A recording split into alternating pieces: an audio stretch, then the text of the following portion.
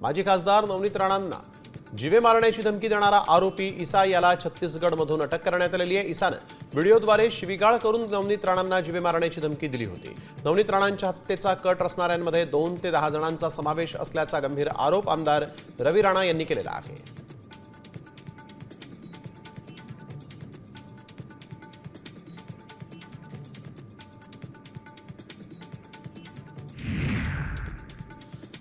भंडाऱ्याच्या लाखनी तालुक्यातील केसलवाडा भागामध्ये सैनिकी शाळेतील 16 विद्यार्थ्यांना संसर्गजन्य आजाराची लागण झालेली आहे। त्यांच्यावर ग्रामीण रुग्णालयामध्ये उपचार सुरू आहेत। शाळेत होणारा अशुद्ध पाणी पुरवठा आणि अस्वच्छतेमुळे या विद्यार्थ्यांना नेहमीच त्रास होत असल्याचा आरोप होतोय।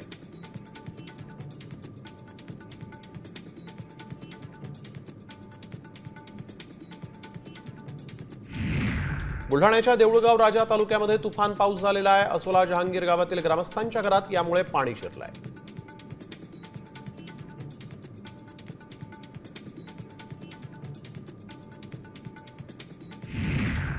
बुलढाणा तालुक्यातील मौजे पांढरदेव इथल्या ढगफुटीमुळे शेती पिकांचं नुकसान झालेलं आहे। गावकऱ्यांच्या घरामध्ये 5 ते 7 फूट इतकं पाणी साचलंय। सरकारनं तातडीने पंचनामे करून नुकसान भरपाई द्यावी अशी मागणी पांढरदेव ग्रामस्थांनी केलेली आहे।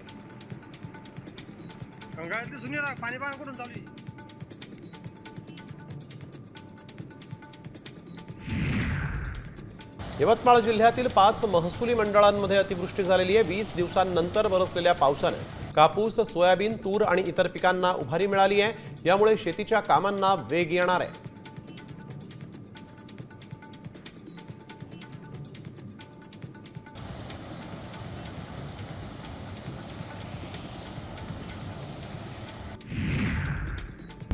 आता isakal.com आहे देशातील नंबर 1 ची मराठी न्यूज वेबसाईट।